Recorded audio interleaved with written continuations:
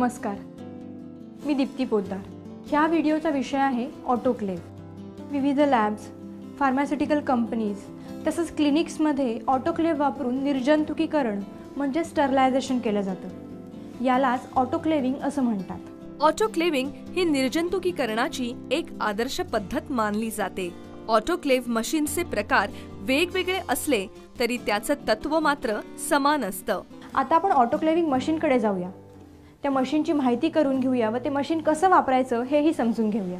हे एक standard autoclave machine आहे। याच्या झाकणावर प्रेशर मीटर आणि सेफ्टी व्हॉल्व्ह किंवा शिट्टी असते। झाकण घट्ट बसवण्यासाठी स्क्रूजची सोय असते। पाणी भरण्यासाठी फनेलच्या आकाराचे इनलेट असते। त्याखाली त्याचा व्हॉल्व्ह असतो जो उघडता येतो।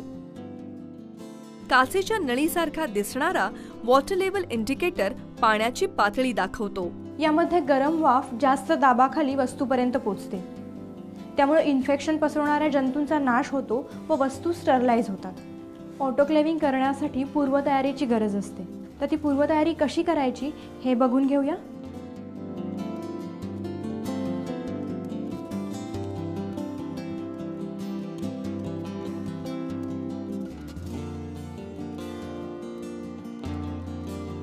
ऑटोक्लेव्ह स्टरिलायझरमध्ये वेगवेगळे साहित्य विशिष्ट प्रकारे ठेवले जाते।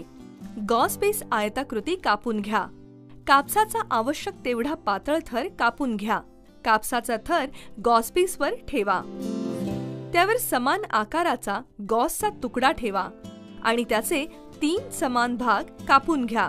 प्रत्येक भागाची चौकोनी घडी करून ती नीट रचून ठेवा। गॉस पॅडच्या दुसऱ्या प्रकारात फक्त गॉसचा वापर होतो। गॉस आयताकृती कापून घेतल्यानंतर दोन्ही बाजू आतमध्ये दुमडून घ्या।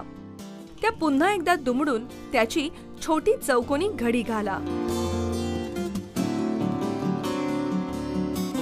कॉटन स्वॅब, कापसाचे लहान मोठे गोळे करा। या कापसांच्या गोळ्यांना कॉटन स्वॅब म्हणतात। ग्लोव्ज, समान नंबरचे म्हणजेच समान आकाराचे ग्लोव्ज एकमेकांवर ठेवून बोटांकडून ग्लोव्ज खाली दुमडत जा। पूर्ण ग्लोव्ज दुमडल्यानंतर तयार घडी ग्लोव्जच्या आतील बाजूस अशा प्रकारे घालून घ्या।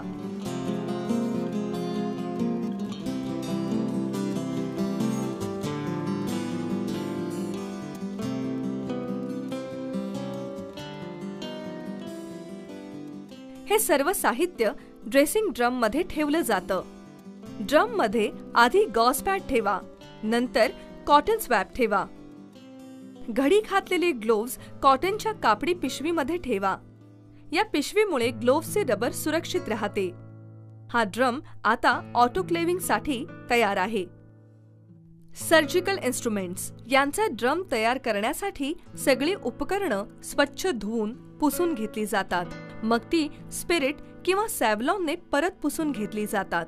असे केल्याने उपकरणांचे स्टरिलायझेशन किंवा निर्जंतुकीकरण नीट होते। यानंतर गॉसच्या तुकड्यांची गुंडाळी करून या उपकरणांचे वेगवेगळे गठ्ठे तयार करून घ्या। गठ्ठे स्वच्छ ड्रममध्ये नीट रचून ठेवा। ड्रम व्यवस्थित बंद करा। सर्जिकल गाऊनच्या ऑटोक्लेविंगसाठी स्वच्छ धुतलेला गाऊन घ्या। नाड्या बांधायची मागची बाजू वर असली पाहिजे। मग गाऊनची अशी उभी घडी घाला।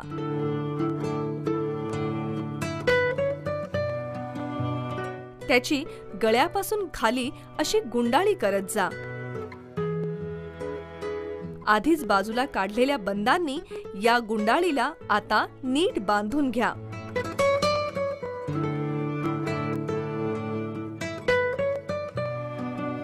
सर्जिकल कॅप आणि सर्जिकल मास्क यांची छोटी गुंडाळी करून घ्या।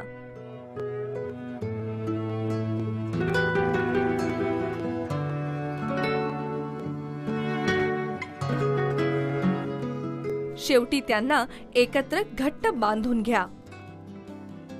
अशा प्रकारे तयार झालेले बंडल आता ड्रम मध्ये ठेवूया। यात सगळ्यात आधी सर्जिकल कॅप्स आणि सर्जिकल मास्क ठेवा। त्यावर गाऊनचे गठ्ठे ठेवून ड्रम घट्ट बंद करा. ऑटोक्लेव्हला लावण्यासाठी ड्रेसिंग ड्रमचा वापर करतात. ड्रेसिंग ड्रम आत ठेवताना त्यात वाफ जावी यासाठी ड्रेसिंग ड्रमची छिद्रे ओपन करून ठेवा. सगळे ड्रम ऑटोक्लेव्हमध्ये ठेवण्यापूर्वी त्याची कडी अशा प्रकारे घट्ट लावून घेतली जाते. त्यानंतर ड्रमच्या खालची कडी अशी खेचली की ड्रमची छिद्र उघडतील. उघड्या छिद्रातून गरम वाफ आतमध्ये जाते व त्यामुळे स्टरिलायझेशन किंवा निर्जंतुकीकरण साध्य होते. ऑटोक्लेव्हिंग सुरू करण्यापूर्वी त्यात पाणी भरा. वॉटर लेव्हल इंडिकेटर्सकडे लक्ष ठेवा. योग्य पातळीपर्यंत पाणी भरून घ्या. स्क्रू ढिले करून झाकण उघडा. ऑटोक्लेव्हिंगसाठी तयार केलेल्या ड्रम्सना व्यवस्थित लेबल लावा. मोठ्या आकाराचे ड्रम खाली आणि छोट्या आकाराचे ड्रम वर ठेवा. स्क्रू फिरवून झाकण घट्ट बंद करा. ऑटोक्लेव्ह मशीनचे सगळे व्हॉल्व्ह घट्ट आहेत ना याची खात्री करून घ्या, नाहीतर मशीनमधून वाफ बाहेर निसटू शकते. स्विच ऑन करा. हळूहळू पाणी गरम होऊन त्याची वाफ होते आणि हळूहळू प्रेशर वाढायला लागते. प्रेशर किती वाढलं आहे हे प्रेशर मीटरवरून समजतं. प्रेशर वाढतं तेव्हा सेफ्टी व्हॉल्व्हमधून जास्त वाफ बाहेर पडते आणि शिट्टी वाजते. 20 ते 30 मिनिटांनंतर प्रेशर 15 ते 20 युनिटवर पोहोचलं की स्विच ऑफ करा. लक्षात ठेवा, ऑटोक्लेव्हिंग मशीन गरम असताना किंवा प्रेशर कमी झालेलं नसताना त्याला हात लावू नका. ते थंड झाल्यानंतरच झाकण उघडा. घरचा प्रेशर कुकर उघडताना जशी काळजी घेता त्याच प्रकारची काळजी इथेही घ्या. घाई गडबड करू नका. ऑटोक्लेव्ह मशीन थंड झाल्यावर झाकण उघडा. ड्रम बाहेर काढून घ्या. ऑटोक्लेव्ह पूर्ण झाल्यानंतर ड्रमची छिद्रे बंद करायला विसरू नका. छिद्र बंद केल्याने जंतू पुन्हा आत जात नाहीत आणि आतील गोष्टी निर्जंतुक राहतात. ऑटोक्लेव्ह या विषयामध्ये आलेले काही महत्त्वाचे शब्द आपण बघून घेऊया.